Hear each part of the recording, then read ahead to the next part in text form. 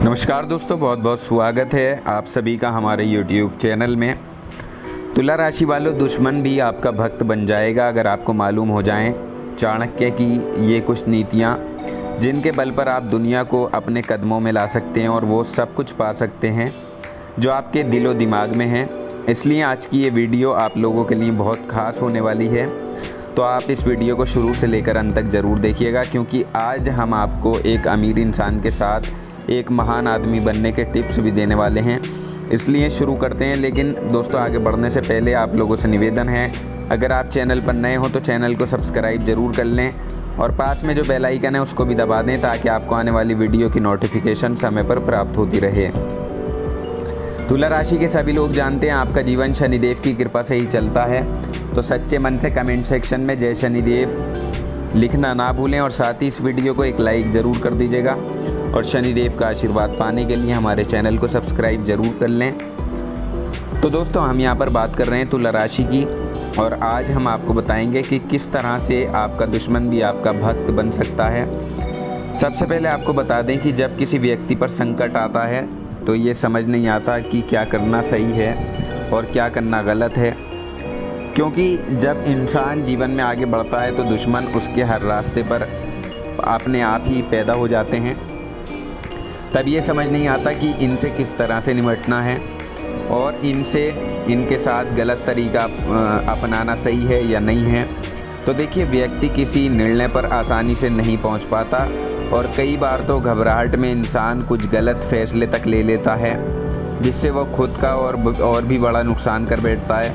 तो देखिए, ऐसे में आचार्य चाणक्य की कुछ बातें आपका मार्गदर्शन कर सकती हैं। जी हाँ दोस्तों, आचार्य चाणक्य ने चाणक्य नीति में कई ऐसी बातों का जिक्र किया है जो हमें सिखाती हैं कि मुश्किल घड़ी आने पर या अत्यधिक दुश्मन पैदा होने पर साधारण व्यक्ति का व्यवहार कैसा होना चाहिए, किन बातों का ध्यान आपको रखना चाहिए कि दुश्मन भी आपका भक्त बन जाए और आप दुनिया को जीत सकें। अब हम आपको कुछ महत्वपूर्ण बातें बताने वाले हैं। सबसे पहले, जब हमारे ऊपर संकट आता है तो चुनौतियों का भंडार लाजमी होता है, जिसमें अवसर कम हो जाते हैं। तो इसलिए ऐसे में व्यक्ति को अलर्ट रहकर उन अवसरों पर नज़र बनाकर रखनी है, क्योंकि ऐसे समय में ज़रा सी भी चूक आपका बड़ा नुकसान करवा सकती है।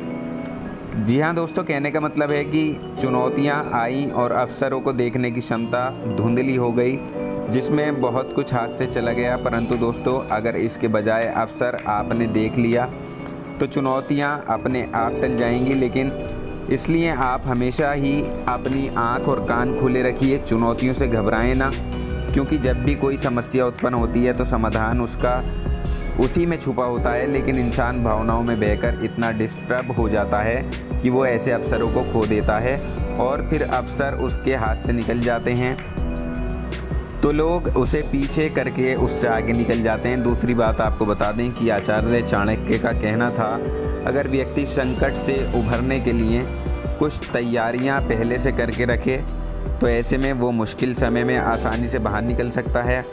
यानी अगर आपको पता है कि इस काम को करने के बाद आपके दुश्मन बढ़ने वाले हैं, तो तब ऐसे हैं आपको पहले ही ऐसी योजना बना लेनी है जिससे आपके दुश्मन आपके भक्त बन जाएं। तो इसलिए हर व्यक्ति को धन, अन्न आदि चीज़ों को संचय करके रखना चाहिए, ताकि बुरे समय में ये आपके लिए मददगार साबित हो सके।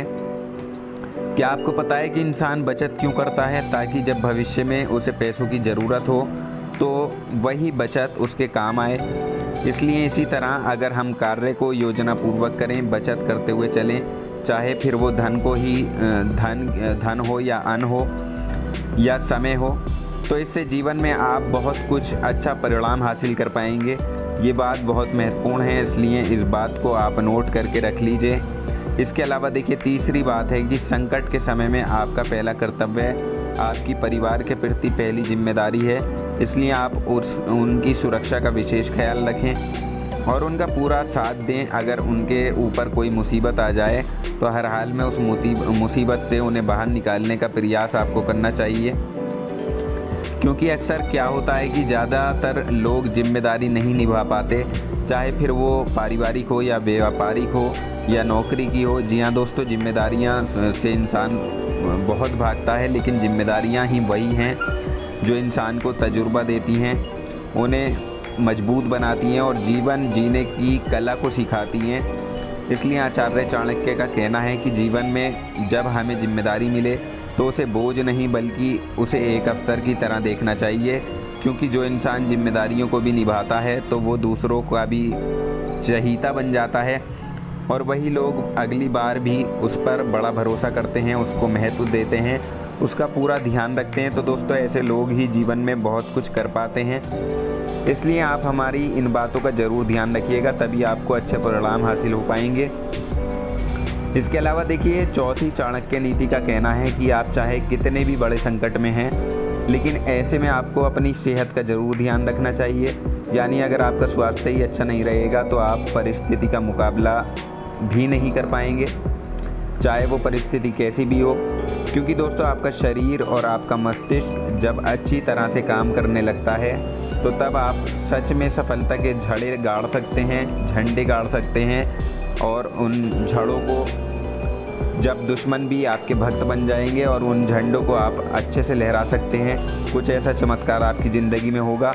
लेकिन अगर काम में ज़्यादा लगे रहे, दिन रात आप काम करते रहें और पता चला कि अगले दिन बीमार पड़ गए, तो देखिए ऐसे में जो आपके कॉम्पिटिटर हैं वो मेहनत करके आपसे आगे निकल सकते हैं, क्योंकि ये समझदारों की सोच होती है कि आपको इन बातों का ध्यान रखना है। हालांकि कुछ अज्ञानी और मूर्ख लोग ये बातें नहीं समझ पाते और अपने काम में इतना व्यस्त हो जाते हैं कि ना तो वो अपने परिवार को समय दे पाते हैं, ना अच्छी तरह से सो पाते हैं, ना आराम कर पाते हैं और ना ही अपनी खुशियों को महसूस कर पाते हैं। उनकी ज़िंदगी में क्या होता है कि बस केवल काम और काम। लेकिन दोस्तों, आपको बता दें कि आखिर उस पैसे का क्या फ़ायदा जिससे आप खुश ना हो।